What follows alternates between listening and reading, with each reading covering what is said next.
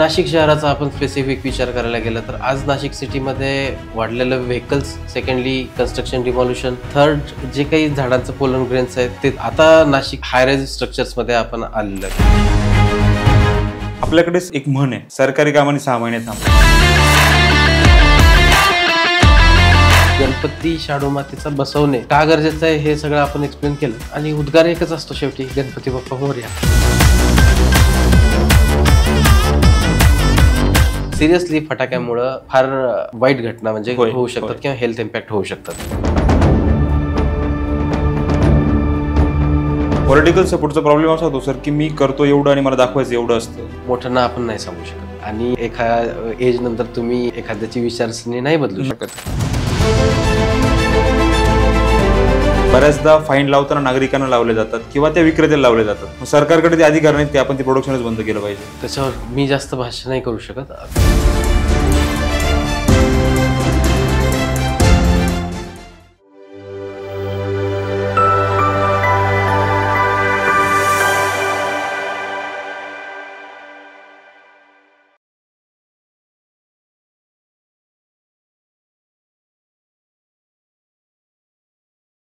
वक्रतुंड महाकाय सूर्यकोटी समप्रभ निर्विघ्नं कुरु मे देव सर्व कार्येषु सर्वदा ह्या मंत्राशिवाय किंवा गणपती बाप्पाशिवाय कुठल्याच कार्याची, कुठल्याच गोष्टीची सुरुवात खरं तर होत नाही. कुठल्याही घरात शुभ कार्य असेल, कुठलंही नवीन कामाची सुरुवात असेल, कुठेही तुम्ही कुठली एक्झाम देत असाल, कुठलंही नवीन काम चालू करत असाल, अगदीच काय घरात तुमच्या एखाद्या नव्या बाळाचं आगमन जरी होणार असेल तरी हॉस्पिटलमध्ये उभे असलेले बाबा, हॉस्पिटलमध्ये उभी असलेली आई, आजी गणपती बाप्पाचं नामस्मरण करत असते. कारण आपल्या प्रत्येक ठिकाणी गणपती बाप्पाला आद्यस्थान आपण दिलंय.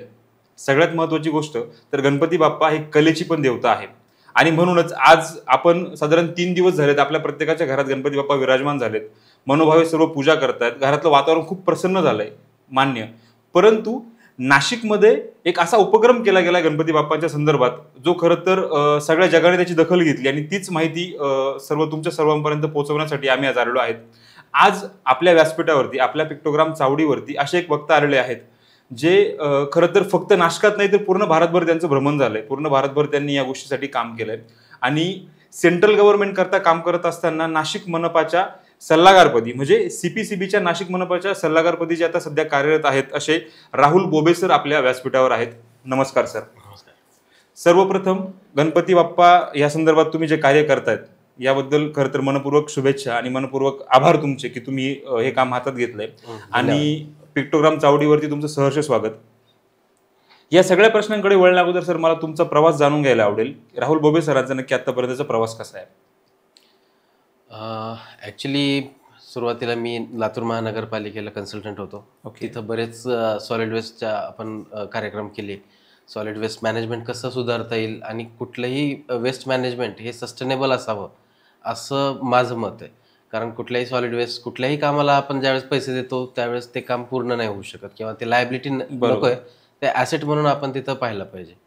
मग तिथं 3 वर्ष केल्यानंतर माझी मग पोस्टिंग ओडिसामध्ये झाली. ओडिसामध्ये मग कटक, भुवनेश्वर, कटक, बालेश्वर आणि कलिंगानगर या 3 ठिकाणी मी काम केलं. आणि तिथं मेजर प्रत्येक सिटीचे वेगवेगळे इश्यूज आहेत.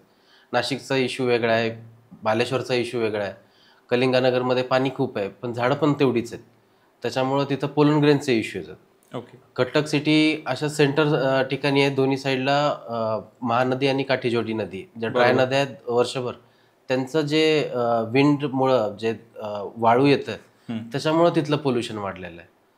आणि नाशिक शहराचा आपण स्पेसिफिक विचार करायला गेलं तर आज नाशिक सिटीमध्ये वाढलेलं व्हेकल्स, सेकंडली कन्स्ट्रक्शन डिमॉल्युशन आणि थर्ड जे काही झाडांचं पोलन ग्रेन्स आहेत ते तर आहेतच, ते तर आधी पण होतं. खरं तर नाशिकसाठी हे खूप महत्त्वाचे प्रश्न आहेत. नाशिकचा वाढता प्रश्न आहेत कारण आता नाशिक हायराइज स्ट्रक्चर्समध्ये आपण आलेलो आहेत. बरोबर. त्या दृष्टीनं आपल्याला तिथं जेवढं काही एअर पोल्युशन मिटिगेट करता येऊ शकतं त्याच्यावर आपल्याला आता काम करणं गरजेचं. आपण महाराष्ट्राच्या दृष्टीने ज्यावेळेस बघतो त्यावेळेस नाशिक, मुंबई आणि पुणे हा ट्रायंगल आपण म्हणतो. मुंबई आणि पुण्यामध्ये बरंचसं वाहनांचं म्हणजे एअर पोल्युशन खूप जास्त प्रमाणात असं म्हटलं जातं. त्या प्रमाणात नाशिकमध्ये सुरुवात जरा या गोष्टींकडे व्हायला लागली आहे. तर ह्या सगळ्या गोष्टींकडे सीपीसीबी कसं बघतं आणि सीपीसीबीचं काम नक्की कसं चालतं सर? सेंट्रल पोल्युशन बोर्ड यांनी म्हणजे मिनिस्ट्री ऑफ एन्व्हायरमेंट फॉरेस्ट ह्याच्या अंडर येतं central pollution control board. Central pollution बोर्डच्या अंडर येतं Maharashtra pollution control board, SPCB, state pollution. होय. CPCB आणि MOFCC म्हणजे मिनिस्ट्री ऑफ एन्व्हायरमेंट फॉरेस्ट यांनी NCAP national clean air programme launch केला 2019 मध्ये. बरोबर. ॲक्च्युली ज्या काही एअर पोल्युटेड सिटीज आहेत, 130 सिटीज आहेत आणि ज्या काही मिलियन प्लस सिटीज आहेत, 10 लाख पॉप्युलेशनच्या वरच्या, होय, तिथं हा प्रोग्राम लागू केला गेला, जेणेकरून तिथलं एअर पोल्युशन 60 बिलो 60 यायला पाहिजे. हे त्याचा 2024 पर्यंतचा अजेंडा होता आणि तो आता 2 वर्ष एक्सटेंड करून 2026 पर्यंत आपल्याला ते कमी करणं अपेक्षित आहे. तर त्या दृष्टीनं नॅशनल क्लीन एअर प्रोग्राम मधून मग ज्या काही ऍक्टिव्हिटीज करता येतील, एंड टू एंड पेमेंट्स असतात, कारण रोड असतो, रोडच्या बाजूला एक दुकान किंवा काहीतरी घर असतं, मधली जी जागा असते त्या ह्याच्यावर ज्यावेळेस गाडी जाते तिथं धूर उडतो, धूळ उडते. त्यामुळे ते कमी करण्यासाठी ना आपल्याला एंड टू एंड पेमेंट करणं फार गरजेचं आहे. क्रिमेटोरीज आहेत जिथं क्रिमेशन होत असतं, तर नाशिक सिटीमध्ये मोस्टली क्रिमेशन खूप होतं. होय. तर क्रिमेशन्स आहेत, इवन EV व्हेकल्स आहेत. आता हे EV व्हेकल्स हा सोर्स पोल्युशन आपण कमी करण्यासाठी प्रयत्न करतो. अशा काही ऍक्टिव्हिटीज आपल्याला करून एअर पोल्युशन ह्या एरियातलं कमी करायचं आहे. त्या दृष्टीनं आपण 130 सिटीजमध्ये हा प्रोग्राम चालू आहे. बरोबर. तसं नाशिकमध्ये पण 2019 पासून चालू आहे. येस सर, ज्या गोष्टीसाठी खरं तर आपण आज चर्चा करण्यासाठी आलेलो आहोत, तर नाशिक मनपाने एक उपक्रम हाती घेतला होता आणि तो पर्यावरण डिपार्टमेंटने खरं तर त्याला सगळं सहकार्य केलं आणि तो घडवून आणला. त्या उपक्रमाबद्दल मला बोलायचं आहे की ही कल्पना नाशिक मनपाला कशी सुचली, आणि मी तर म्हणतो की तो उपक्रम मी माझ्या तोंडून सांगण्यापेक्षा मला तुमच्याचकडनं खरं तर ऐकायला आवडेल. सुरुवातीला मागच्या वर्षी आपण शाडू माती ही विकत घेतो. मुख्यमंत्री साहेबांचं त्यावेळेस आदेश निघाले होते आणि कोर्टाचे पण काही गाईडलाईन्स होत्या. त्या दृष्टीनं आपण काय केलं होतं की शाडू माती मागच्या वर्षी पण विकत घेतली होती आणि मूर्तिकारांना आपण ती फ्री देत होतो, कारण जेणेकरून शाडू मातीचा जास्तीत जास्त प्रसार व्हावा आणि त्यांनी कमीत कमी किमतीमध्ये द्यावं. ह्या वर्षी मग वाटलं आम्हाला की अरे आपण घेतोच आहे आणि फ्रीमध्ये देतोच आहे माती, बरोबर, तर आपण त्याच्यामध्ये मूर्तीच बनवून घेऊयात. आणि मूर्ती बनवायचं तर मग बाकी बाहेर कशाला, विद्यार्थ्याकडनं आपण उपक्रम राबवून घेऊ. म्हणजे घरी आपल्या मुलानं बनवलेला गणपती हा सगळेच घेऊन जातात. नक्कीच. सपोज मी गणपती बनवला असता, माझ्या बायकोनं म्हटली असती की अरे नको, हे काय चांगला नाही गणपती, दुसरा आणू. पण आता माझ्या मुलानं बनवला तर मी तो बसवणार. नक्कीच नक्कीच नक्कीच. त्या दृष्टीनं आम्ही सुरुवात केलं आणि मग माती आम्ही एक्सेस माती मागवून घेतली. जवळपास दरवर्षी आपण 40 टन मागवतो, यावेळेस आपण 100 टन मागवून घेतली. अरे वा.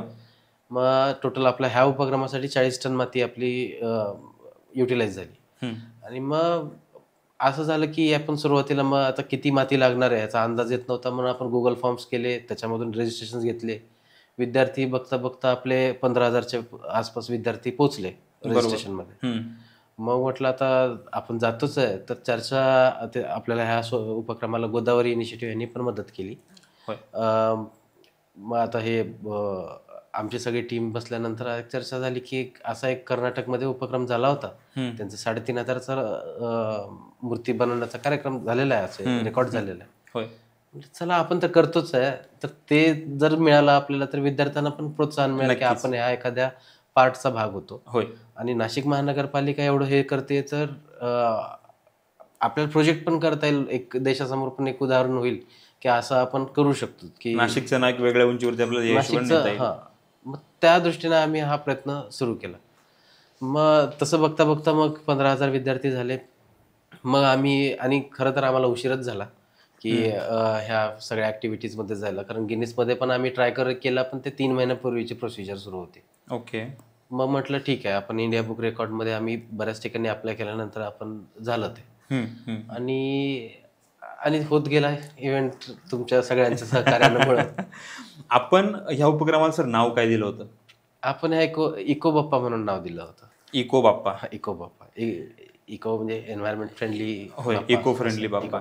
या इको फ्रेंडली बाप्पाच्या या सगळ्या प्रवासामध्ये जशी आमच्याकडे माहिती उपलब्ध झाली आहे, साधारण 120 मनपाच्या शाळा आणि 15 ते 16,000 विद्यार्थी होते. एवढ्या मोठ्या प्रमाणावर तुम्ही हा जो उपक्रम घेतला, आव्हानं किती होती सर? आव्हानं होती, मी त्यात ते करेक्ट करतो की 120 पैकी 80 मनपाच्या शाळा होत्या. अच्छा. आणि 40 प्रायव्हेट स्कूल्स होत्या. आणि महत्वाचं त्यात चांगली गोष्ट ही होती की 40 खाजगी शाळांनीही पार्ट घेतला होता. हे सगळ्यात महत्वाचं होतं, कधी कधी कसं मनपाच्या शाळा म्हटलं की आम्ही त्यांना इन्व्हॉल्व ह्या सगळ्या ॲक्टिव्हिटीमध्ये करून घेतोच. बाकीच्या पण शाळांनी तेवढा इंटरेस्ट दाखवला होता. एक उदाहरण सांगायचं तर काल एक मला मेसेज आला होता, साहेब तुमच्यामुळं आमच्या म्हणजे मुलं गोरगरीब आहेत, माती घेणं त्यांना शक्य नाही, बरोबर. पण महानगरपालिकेने माती उपलब्ध करून दिल्यामुळं आज ती मुलं माती बनवू शकली आणि मातीचा गणपती बनवू शकले आणि ते इव्हेंट पार पडला, असं पण आम्हाला काही कमेंट्स मिळाल्या. आता ह्या प्रोसेसमध्ये 120 शाळा आम्हाला ज्यावेळेस हँडल करायच्या होत्या त्यावेळेस व्हॉलंटियर्स लागणार होते. फंडिंग आमच्याकडे तेवढं नव्हतं की चला आपण व्हॉलंटियर्स करू, आणि तेवढ्या शॉर्ट पिरियडमध्ये आपण फाईल प्रोसेस आणि ह्या सगळ्या लालफितीमध्ये सगळ्या फाईल अडकल्या असतात. बरोबर. त्याच्यामध्ये मग वेगळा काय विचार करायचा हा मग ह्या आपल्या टीमने सगळ्या विचार केला. मग त्यांनी व्हॉलंटियर्स जमा केली, जवळपास 300 व्हॉलंटियर्स होती आणि पर स्कूल आपण 3-3 व्हॉलंटियर्स असं केला होता. मग ते व्हॉलंटियर्सची फळी तयार केली. मग ग्राउंडवर कोणते व्हॉलंटियर्स, त्यांचे कॅप्टन व्हॉलंटियर्स, मग त्याचे हेड व्हॉलंटियर्स, आणि ते हेड व्हॉलंटियर्सनी डायरेक्टली मग कोर टीमला संपर्क करायचा आणि कोर टीमकडून जे काही सोल्युशन मिळत नाहीत मग ते आमच्यापर्यंत पोचायचे. मग असे ते 3 स्टेजचे आम्ही हे नियोजन बहुतेक 3 दिवसामध्ये सगळं नियोजन केलं असं. क्या बात आहे. ह्या सगळ्या प्रवासामध्ये सर शाळा असेल, शिक्षक असतील किंवा विद्यार्थी असतील, यांचा प्रतिसाद तुम्हाला कसा होता?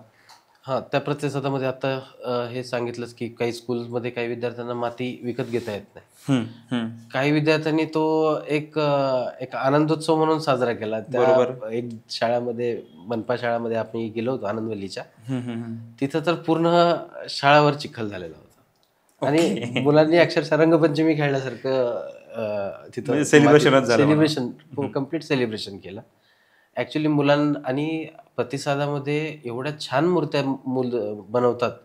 म्हणजे एकदा तर असा थॉट आला की अरे म्हटलं हे मूर्त्या जर त्यांनी विकायला ठेवल्या तर ते 2 ते 3 हजाराच्या खाली जाणार नाहीत. एवढं सुंदर काम होतं. हो, त्या काही फोटोग्राफ शेअर करेन मी. पण त्याच्यासाठी काही मूर्त्यांवर नाग होता, काही वडाच्या झाडाच्या खाली गणपती बसलेला होता आणि ह्या विद्यार्थ्यांनी 3 तासात तो गणपती तयार केलेला होता.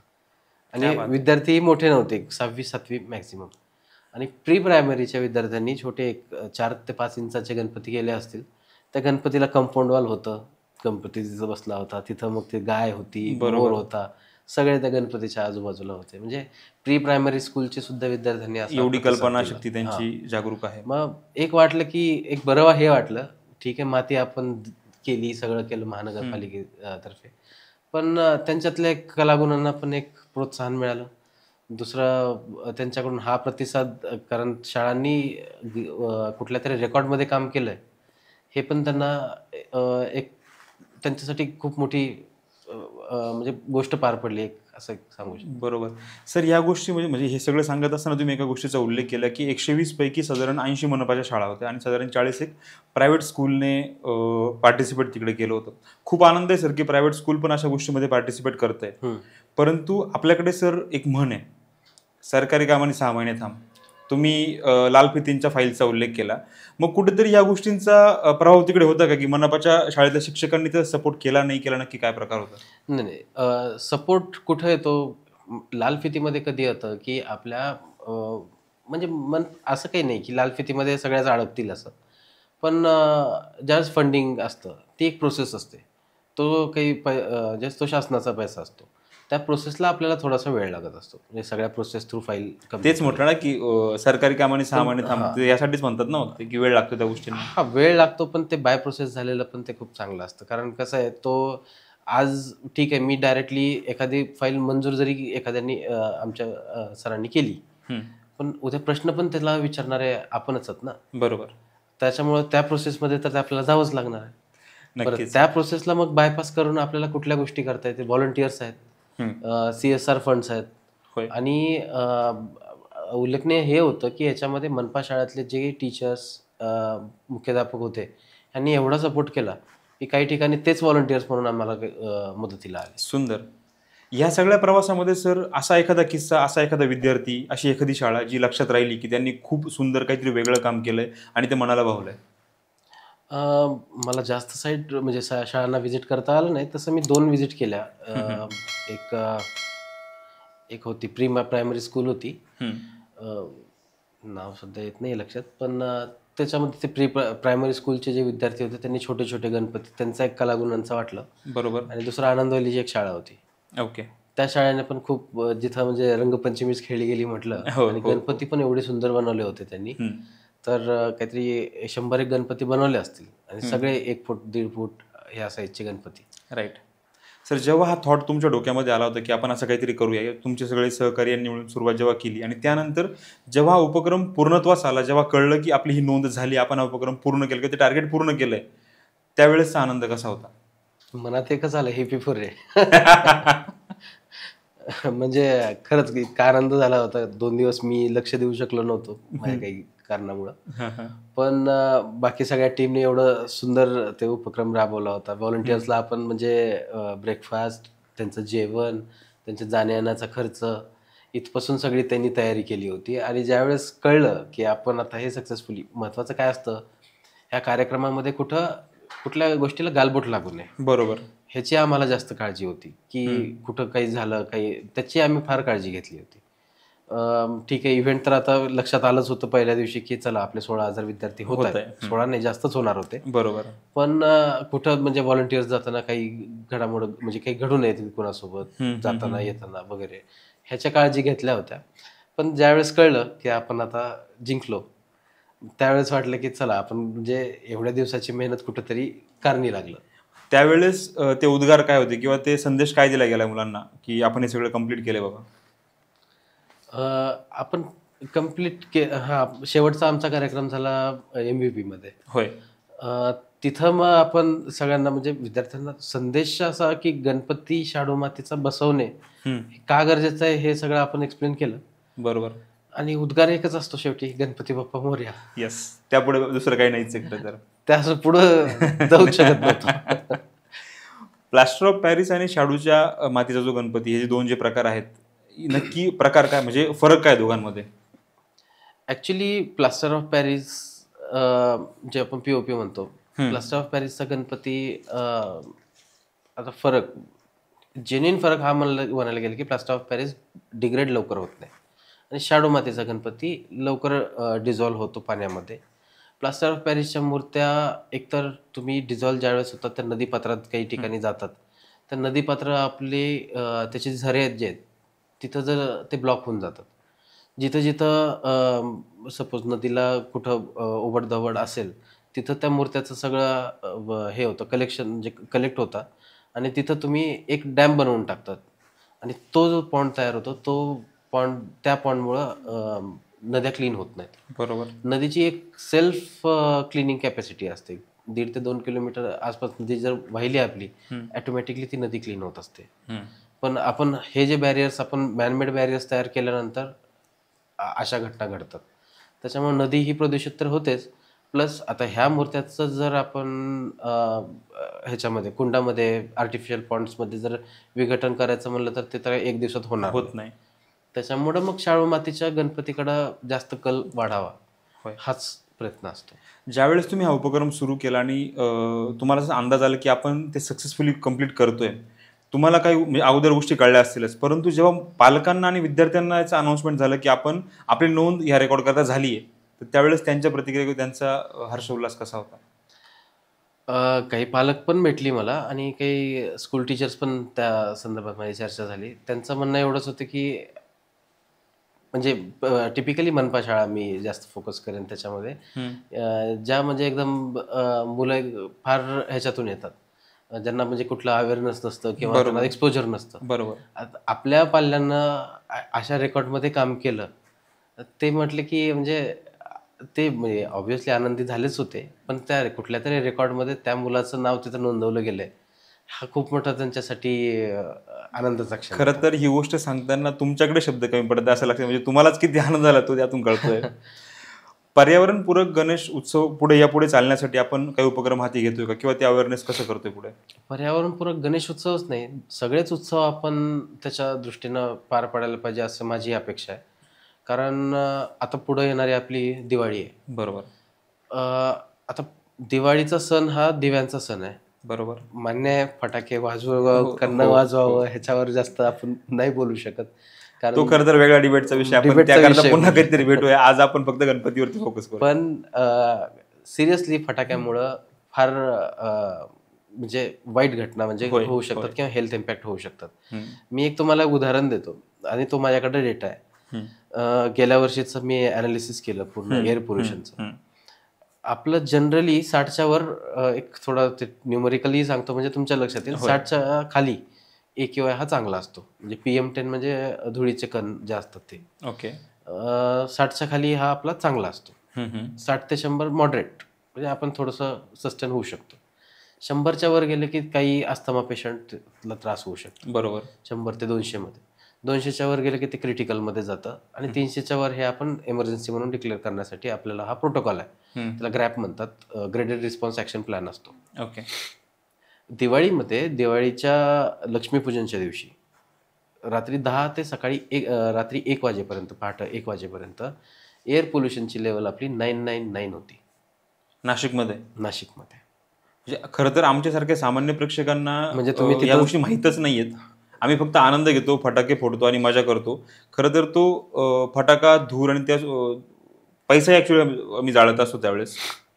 महागडे फटाकडे घेणं, तो खर्च करणं आणि पैसा देऊन ते एअर पोल्युशन करणं. हां, आपण विकतचा आधार घेतोय. बरोबर. मग आता दिवसाचा ॲव्हरेज त्या दिवशी 350 निघाला, पण त्या 4 तासामुळं दिवसभर जो एअर पोल्युशन कमी होतं ते पूर्ण लेवल झाली. इम्पॅक्ट झाला. आणि कसं असतं की पर्यावरणपूरक आपण ठीक आहे, आपण एक सण साजरा करणं पर्यावरणपूरक ठीक आहे, पर्यावरण जाऊ दे, पर्यावरण त्याची काळजी घेतं. बरोबर. काही दिवसानंतर आपण पर्यावरणाच्या पुढे गेलो की पर्यावरण ऑटोमॅटिकली डिझास्टर तयार करून ते त्याचं रुटीन लेवलमध्ये येते परत. पण ते होणं हे आपल्याला काळजी घ्यायचं आहे. पण ठीक आहे, ते होईल तेव्हा होईल. आज आपण जर विचार करायला गेलं की का हे करायचं, कारण आपली स्वतःची आजचा जर मी माझा म्हणजे स्वार्थी विचार केला ना की आज माझं जर नाशिकचं पर्यावरण जर चांगलं आहे म्हणूनच आज इथं इंडस्ट्रीज, इथे ऑफिसेस उघडली जात आहेत. होय. आता मी दिवाळीला जर समजा मी US कुठला तरी एखादी फॉरेन इन्व्हेस्टमेंट येणार असेल, ते काय म्हणणार आहे, अरे तिथलं एअर पोल्युशन जास्त आहे, मी तिथं माझ्या एम्प्लॉईची हेल्थ का वाया घालू. बरोबर. त्याच्यामुळं त्या इंडस्ट्रीज आपल्यापासून दूर जाऊ शकतात. मग आज मी माझाच विचार केला की नाही, कुठली इंडस्ट्री आली तर काय 4 पैशाचा धंदा तरी मला मिळेल. तो विचार करून तरी आपण ह्या दृष्टीनं पावलं उचलायला हरकत नाही, असं माझं मत आहे. बरोबर. सर, ह्या सगळ्या गोष्टी घडत असताना किंवा ह्या सगळ्या बाबींचा विचार करत असताना नक्कीच मोठ्या माणसांनी किंवा ज्यांना समजतं, ज्यांना समज आहे त्यांनी याचा विचार केलाच पाहिजे. परंतु लहान मुलांचा म्हणजे बालहट्ट असतो, मला फटाके हवेत किंवा काय हवेत. परंतु मग ह्या गोष्टी जेव्हा आपण गणपतीमध्ये सगळे जे प्रकार केले, हा जो उपक्रम केला, यातून त्या मुलांच्या विचारसरणीवरती परिणाम होण्याकरता आपण काही काम केलंय का? हो, आपण आत्ता आमचं म्हणजे मी आल्यापासून माझं एवढंच टार्गेट असतं की मोठ्यांना आपण नाही सांगू शकत. बरोबर. आणि एका एज नंतर तुम्ही एखाद्याची विचारसरणी नाही बदलू शकत. पण आज उद्याचं जे भविष्य आहे, आज त्यांना जर आपण समजवू शकलो तर उद्याचं भविष्य चांगलं घडेल, एवढंच माझं मत आहे. त्याच्यामुळं आपण जेवढ्या काही शाळा आहेत, शाळांमध्येच एअर पोल्युशन, वॉटरचं हार्वेस्टिंग कसं करता येईल, इवन सिवेज मॅनेजमेंट कसं करता येईल, आणि कचरा ऑब्व्हियसली आता प्लास्टिक आहेच, आणि बाकी कचरा म्हणजे रिसायकल करण्यापेक्षा कचरा रिड्यूस कसं करता येईल ह्याच्याकडं कसं भर देता येईल, हा विद्यार्थ्यांना आपण त्यांच्या माइंडसेट तयार करण्याचं आवश्यक आहे. बरोबर. तुम्ही शाळांथ्रू विद्यार्थ्यांशी संपर्क साधला आणि विद्यार्थ्यांना एकत्र करून हा सगळा उपक्रम केला. प्रश्न असा आहे सर, विद्यार्थ्यांना गोळा केल्यामुळे ते काम लवकर शक्य झालं. हेच जर गावागावात चौकाचौकात फ्लेक्स लावले असते आणि आमच्यासारख्या नवतरुणांना तुम्ही जर कॉन्टॅक्ट करण्याचा प्रयत्न केला असता, हा उपक्रम या लेवलला होऊ शकला असता का? थोडंसं मला वाटतं त्याची कॅपॅसिटी मला अजून तेवढा अंदाज नाही येणार, पण थोडा अवघड जाऊ शकतो. पण एक आहे की आपण जर समोरच्याला पटवून देऊ शकलो, ह्या गोष्टी आपण करू शकतो, तर नक्कीच ह्या गोष्टी होतील. त्याच्यामध्ये मग support rather than bureaucracy, political support पण आपल्याला खूप महत्त्वाचा लागतो, कारण ते तिथले नेते असतात.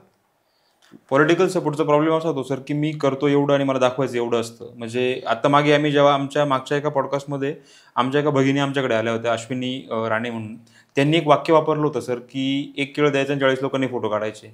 हा पॉलिटिक्सचा खरा तर विषय आहे. ती सपोर्ट झाला असता का? नाही, माझं थोडंसं वेगळं मत आहे त्याच्यावर.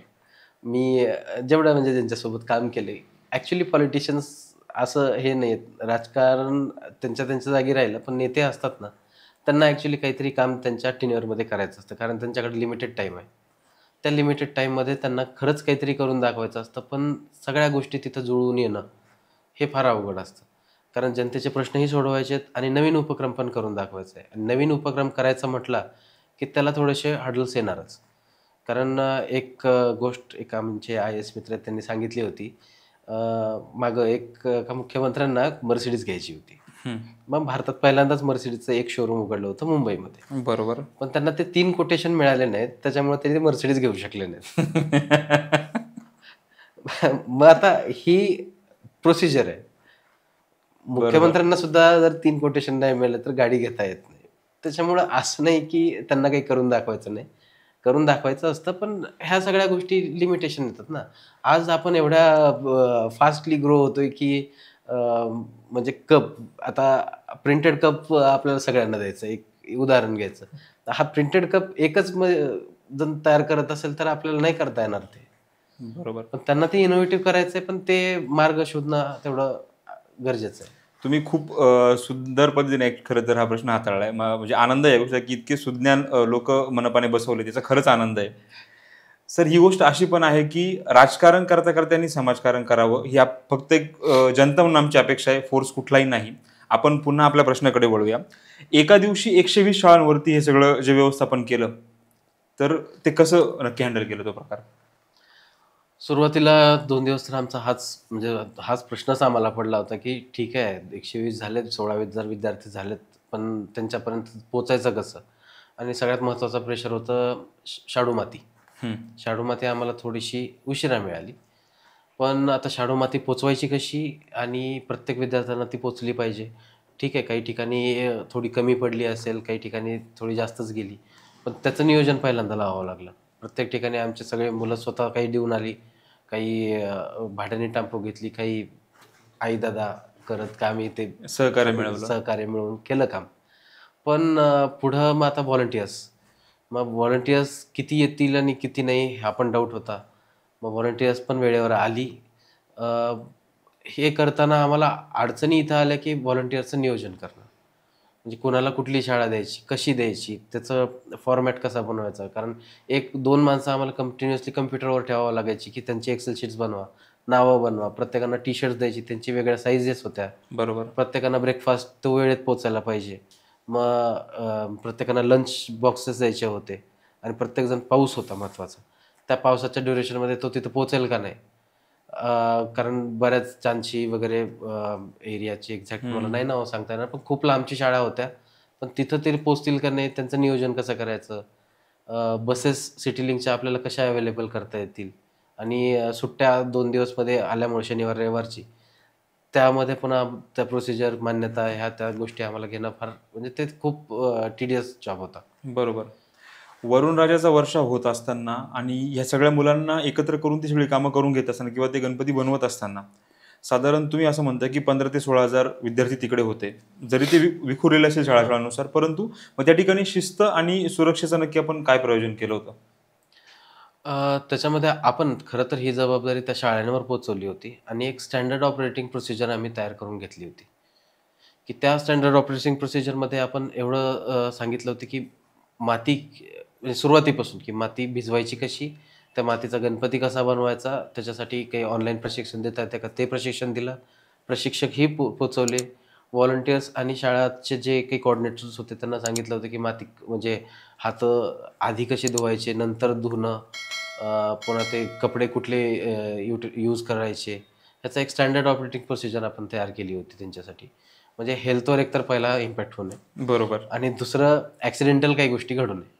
हे मेजर आम्ही 2 प्रायमरी टार्गेट प्रायमरी कन्सर्न्सवर आम्ही काम केलं होतं. खरं तर तुमचेही आणि सर्व व्हॉलंटियर्सचे आणि मनपाचे मनपूर्वक आभार की त्यांनी सुरक्षेचा आणि शिस्तीचा इतका विचार करून या गोष्टी घडवून आणल्यात. सर, हा उपक्रम ज्यावेळेस आपण केला त्यानंतर विद्यार्थी असतील, पालक असतील किंवा शिक्षक असतील, इनफॅक्ट मी तर खरं तर विचारेल की तुमच्या संदर्भात तुमच्या वैयक्तिक आयुष्यामध्ये काय बदल झाला नक्की यातून?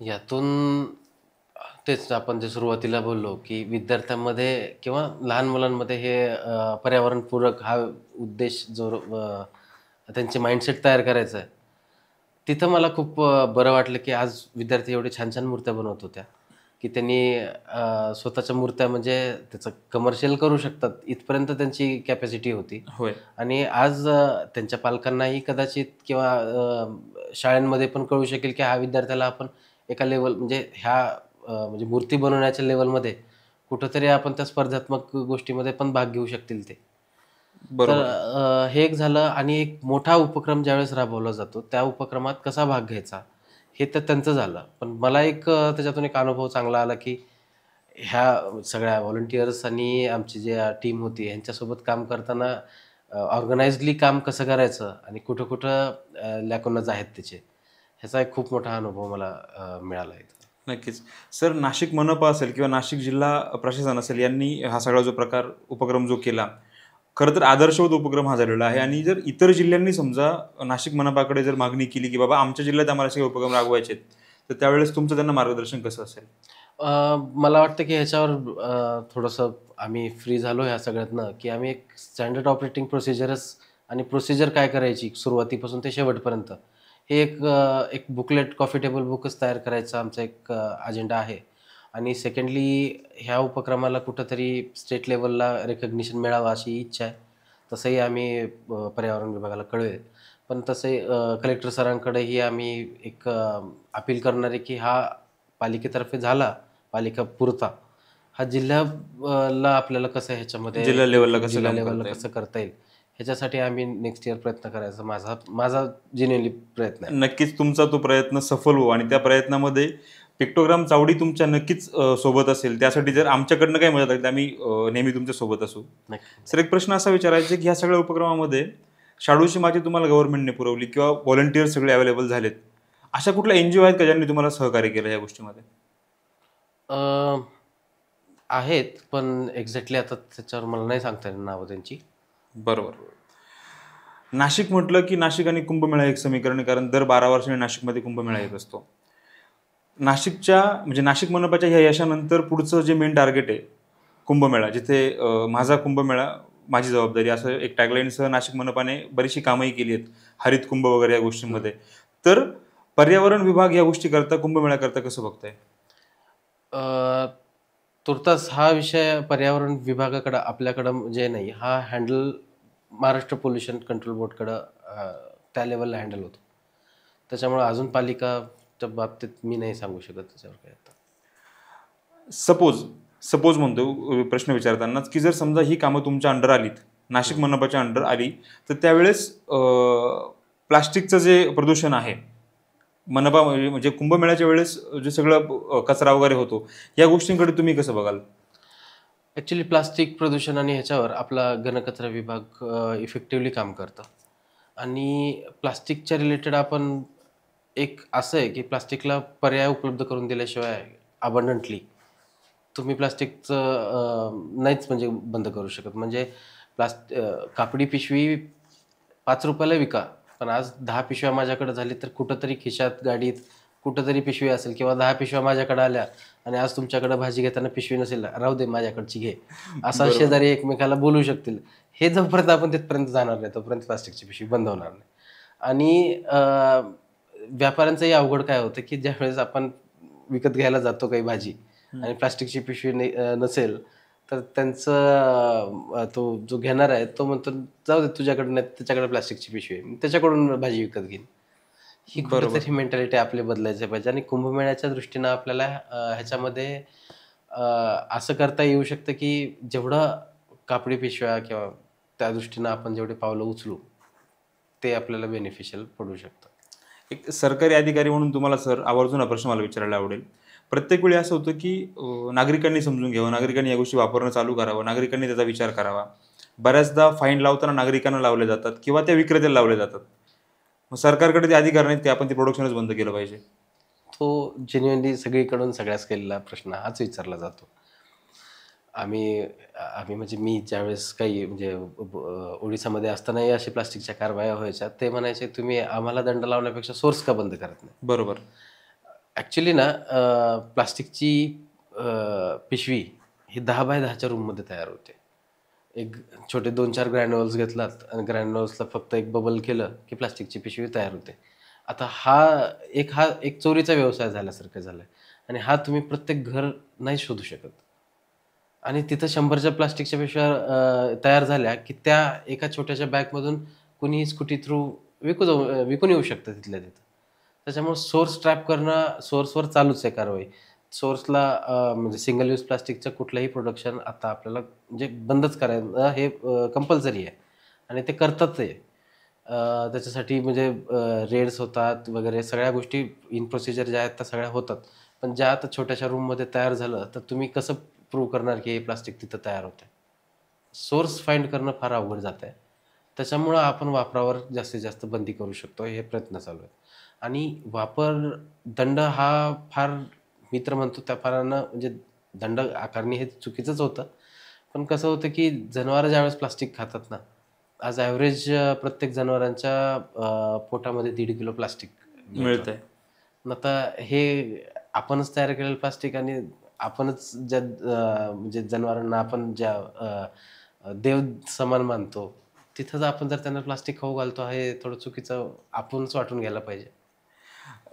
आमच्या सर्व प्रेक्षकांना नक्कीच ही कळकळीची विनंती असेल की आम्ही प्लास्टिकचा वापर मर्यादित करावा किंवा कमी कमी करण्याचा प्रयत्न करावा.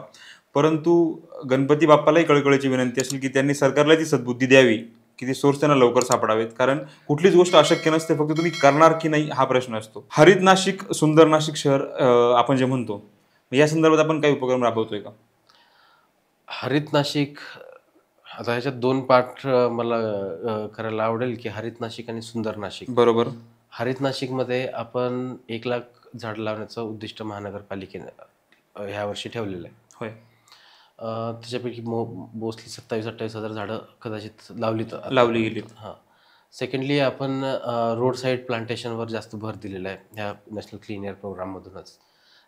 त्याच्यानंतर आपण मियावाकी प्लांटेशनसाठी काही साईट्स निवडलेल्या आहेत. तिथेही आपण ग्रीनरी करतोच आहे आणि ऑब्व्हियसली ग्रीनरी तर आपली अजून जास्तीत जास्त भर पडणारच आहे.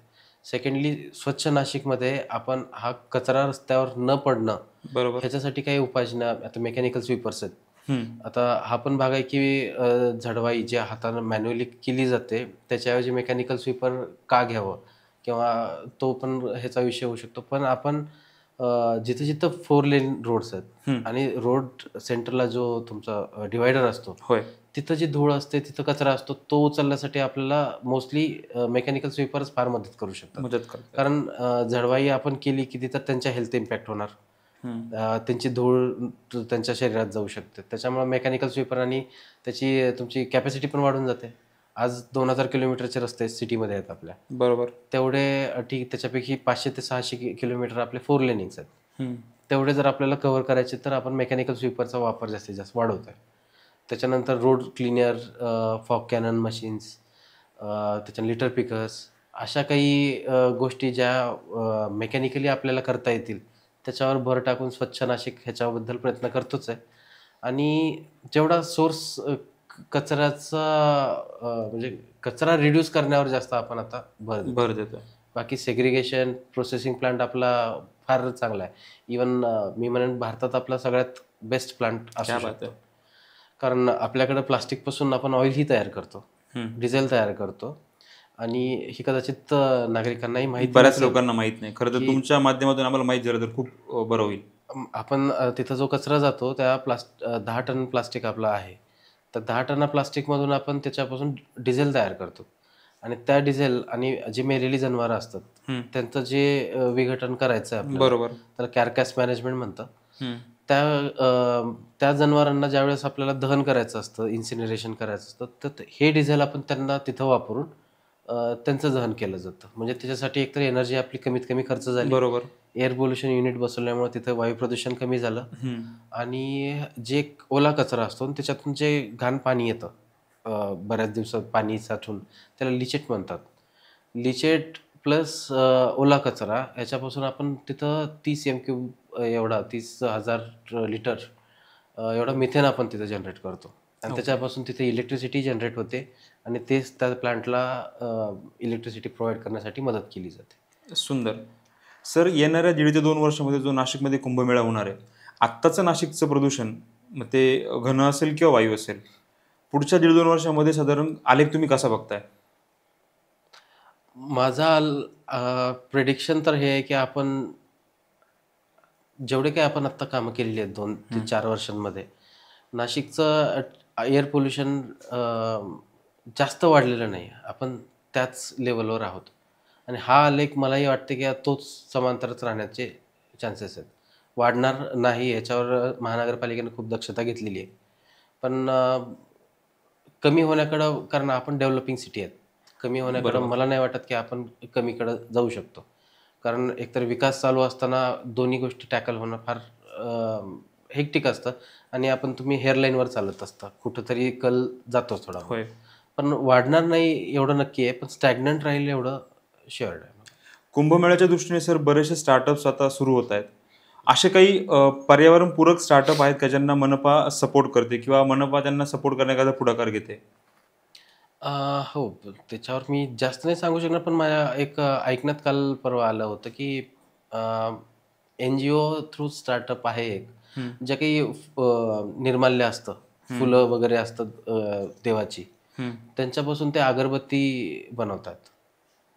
म्हणजे एकतर त्याचं कचऱ्याच्या तिथं न पडता त्याचं काहीतरी कुठेतरी चांगला विनियोग होतोय.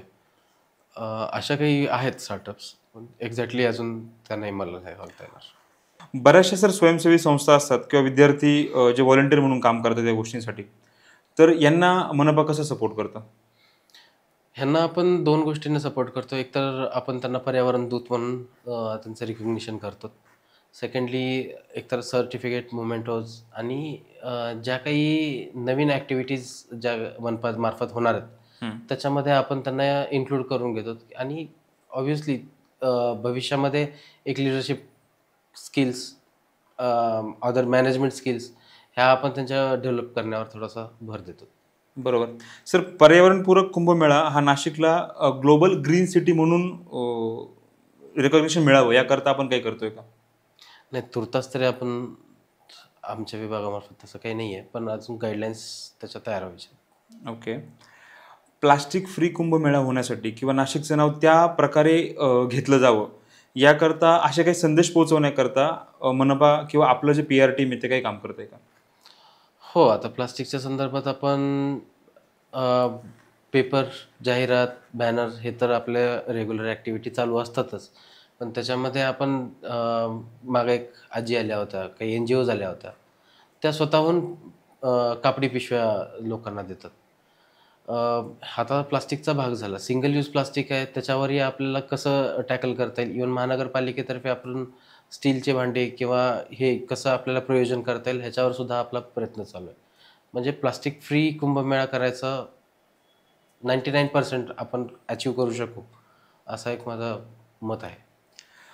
गणपती बाप्पाच्या या 10 दिवसामध्ये जी घरात आरास मांडली जाते, ज्या सगळ्या गोष्टी होतात, तर इथे बऱ्याचदा प्लास्टिक किंवा ह्या गोष्टींचा उपयोग केला जातो. बऱ्याचदा आपण गणपतीचं समजा जागरूक म्हणजे लोकांना जागरूक केलं गेलं की तुम्ही शाडू माती वापरा. परंतु आजही ती आरास करताना, ते डेकोरेशन करताना त्या गोष्टी, चुकीच्या गोष्टी वापरल्या जातात. त्याबद्दल तुम्ही आमच्या प्रेक्षकांना काही सांगू इच्छिता का? त्याच्यावर माझं एकच मत आहे, तुम्ही कचऱ्याचं विलगीकरण व्यवस्थित झालं तर महानगरपालिकेवर ते बर्डन राहत नाही की चं डिस्पोज कसं करावं.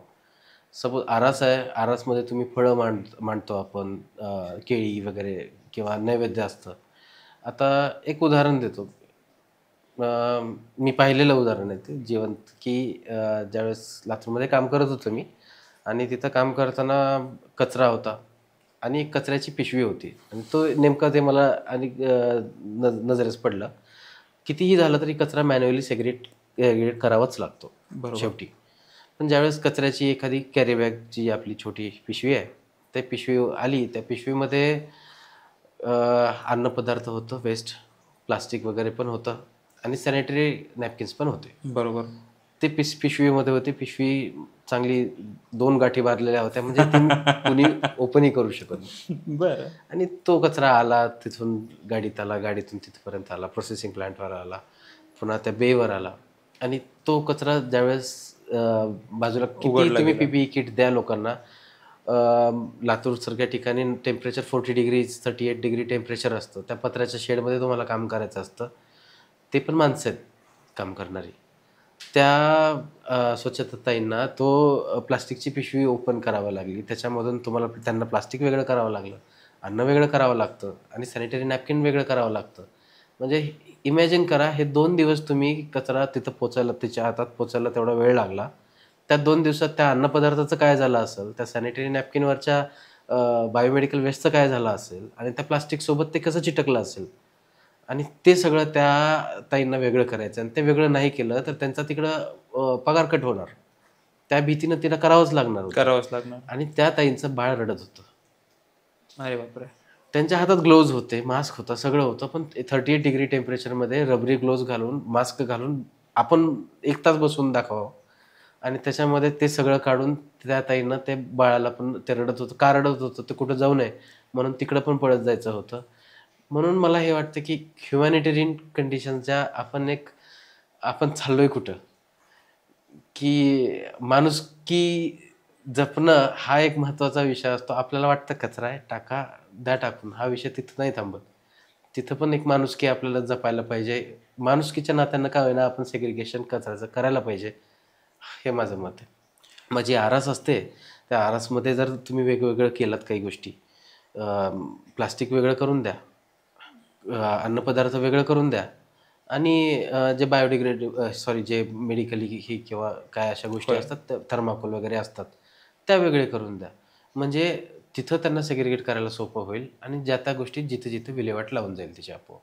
खरं तर ही चर्चा ज्या कुठल्या गृहिणी, ज्या महिला, ज्या आमच्या भगिनी जर हे ऐकत असतील, त्यांना मनपूर्वक हीच कळकळीची विनंती असेल, बाप्पांची आरास करा, बाप्पांची प्रार्थना करा, बाप्पांना मनोभावे 10 दिवस घरात राहू देत. परंतु आपल्यासारखाच एक जीव तिकडे कुठेतरी ह्या गोष्टींसाठी काम करतोय हा विचार करून जेव्हा तुम्ही ही आरास 10 दिवसानंतर ती काढाल आणि ज्यावेळेस ते वेगळं एकत्र तो कचरा द्याल, पुन्हा एकदा विचार करा की आपण एकत्र कचरा देणं योग्य आहे की त्या महिलेचा, त्या लहान बाळाचा विचार करून. तत्सम बऱ्याचशा महिला, बरेचसे पुरुष तिकडे जर काम करताय, त्यासाठी आपण वर्गीकरण करणं किती गरजेचं आहे हा विचार करूनच नक्की तुम्ही काम करावं अशी अपेक्षा व्यक्त करतो. सर, पुढचा एक थोडासा महत्त्वाचा प्रश्न मला तुम्हाला विचारायला आवडेल. तुम्ही खरं तर पर्यावरण विभागाकरता काम करताय म्हणून हा प्रश्न मला तुम्हाला विचारायचा आहे. बऱ्याचदा नवीन व्हेकल घेतलं, ते टू व्हीलर असू देत, फोर व्हीलर असू देत, तुम्हाला PUC कंपल्सरी असते. आणि तुमची PUC असेल, तुमचं लायसन्स असेल किंवा तुमचे तत्सम कुठले डॉक्युमेंट असेल, आपले सन्माननीय पोलीस जातात, प्रत्येक वेळी चेक करतात. प्रत्येक वेळी प्रायव्हेट गाड्यांचं PUC चेक केलं जातं. हे नियम सरकारी गाड्यांना नाही आहेत का? आहेत, सगळ्याच गाड्यांना आहेत. तुम्ही जो पॉज घेऊन आहेत म्हणताय, यातच खरं तर बऱ्याच प्रश्नाचा कल लक्षात आला, त्याच्यामुळे म्हटलं सगळ्याच गाड्यांना कंपल्सरी आहेत. जर सगळ्याच गाड्यांना कंपल्सरी आहेत, तर मग एखादं जेव्हा सरकारी वाहन जातं, एखादी बस ज्यावेळेस जाते, त्यावेळेस घरातून कितीही चिकार मेकअप करून निघालेली मुलगी असेल, मुलगा असेल, तसा काळवंडलेला चेहरा का होतो सर? अगेन त्याच्यावर जास्त भाष्य नाही करू शकणार, पण ह्याच्यावर खरंच प्रयत्न चालू आहेत. आता स्क्रॅपिंग पॉलिसी आहे, पण स्क्रॅपिंग पॉलिसीसारख्या काही गोष्टी आपण जर इम्प्लिमेंट करायला लागलो तर इकडं फॅसिलिटी आपल्याला देता येणार नाही. ह्या दोन्ही गोष्टीचा समतोल राखून ह्या गोष्टी आपण फॅसिलिटी देण्याच्या नादामध्ये आपणच आपल्या लोकांचा जीव घेतोय का? आता हायपोथेटिकल जे ह्याच्यातला विषय प्रश्न आहे हा, पण तसंही नाही का एक ओरिजिनपासून डेस्टिनेशनपर्यंत पोचणं आज तेवढंच गरजेचं आहे आणि ऑब्व्हियसली पोल्युशन कमी करणं तेवढंच गरजेचं आहे.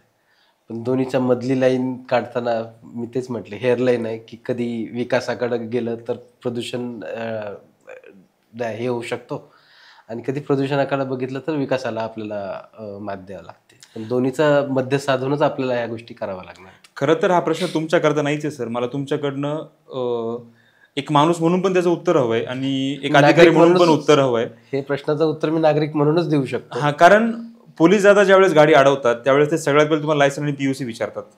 आणि PUC नसेल तर मग एक तर पावती फाटणे, तर बाकी काय गोष्ट ते ऑन कॅमेरा खरं तर बोलण्याची गरज नाहीये. पण मग हेच नियम सरकारी वाहनांना नाही आहेत का? असतात तर नाही असतात. याकरता MSRTC काही काम नाही करत आहे का?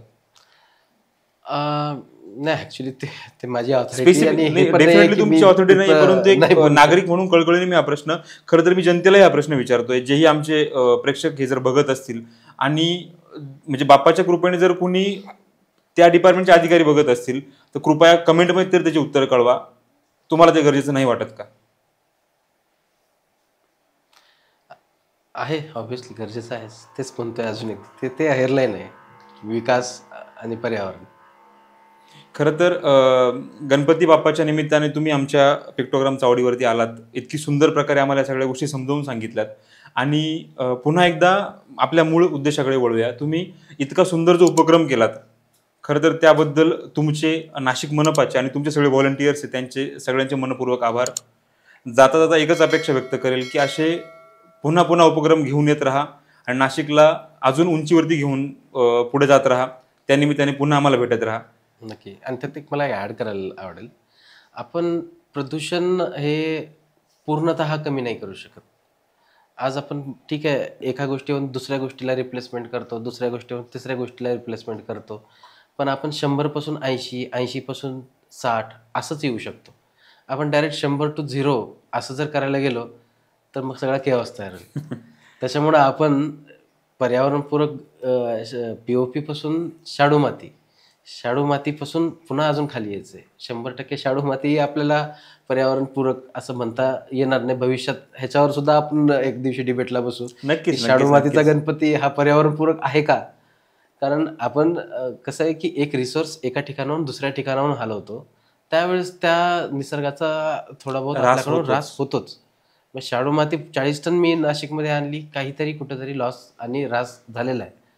पण हा पुढच्या डिबेटचा विषय आहे. म्हणूनच जे काही बसचा MSRTCचा जो प्रदूषणाचा विषय आहे, हा आपण 100वरून 80, 80वरून हे, कारण आपण तिथेही, मी आता नागरिक म्हणूनच ऑब्व्हियसली सांगतो, पण तिथेही आता बसेस इंट्रोड्यूस करणं चाललंय. तिथेही प्रदूषणच्या ज्या काही किट बसवणं आहेत त्या पण गोष्टीवर ते प्रयत्न करतच आहेत. पण तिथं आपण डायरेक्ट 0 नाही आणू शकत, नाही तर केव्हाच तयार होऊ शकतो ना. नाही, तसं त्यासाठीच मी पुन्हा तेच म्हणेल की गणपती बाप्पा आमच्या सर्व अधिकाऱ्यांना, आमच्या सर्व चालकांना, आमच्या सर्व त्या मॅन्युफॅक्चरर्सला ती बुद्धी देऊ की हे सांगायची गरज ना पडू आणि तुम्ही आपलं म्हणून त्यावर काम करावं. मित्रांनो, पिक्टोग्राम चावडीवरती वेगवेगळ्या विषयांना हात घालत असताना आज जेव्हा गणपती बाप्पा प्रत्येकाच्या घरात बसलेले आहेत आणि नाशिकमध्ये 16,000 विद्यार्थ्यांसोबत ज्यांनी हा विक्रम केला, ज्यांनी हे वर्ल्ड रेकॉर्ड केलं, असे राहुल बोबे सर आज आपल्या व्यासपीठावरती होते. इतकी सुंदर माहिती आपल्याला त्यांच्याकडनं मिळाली. खरं तर हीच सगळी माहिती आणि हा सगळा प्रवास निरंतर आपण पुढे चालत ठेवणारच आहोत, पुढे घेणारच आहोत. पुन्हा एकदा बोबे सरांना पुढच्या नवीन त्यांच्या उपक्रमाकरता आपण शुभेच्छा देऊया. आणि आत्ताच ज्यांनी सबस्क्राईब केलेलं नसेल त्यांनी पिक्टोग्राम चावडीचं YouTube चॅनल सबस्क्राईब करा, कारण येणाऱ्या नवरात्री उत्सवामध्ये 9 दिवसामध्ये आपण 9 महिलांना भेटणार आहोत, 9 आदिशक्तींना भेटणार आहोत, ज्यांनी तुमच्या आणि माझ्या आयुष्यात काय इम्पॅक्ट केलाय त्याबद्दल आपण चर्चा जाणून घेणार आहोत. तुर्तास थांबतोय. धन्यवाद.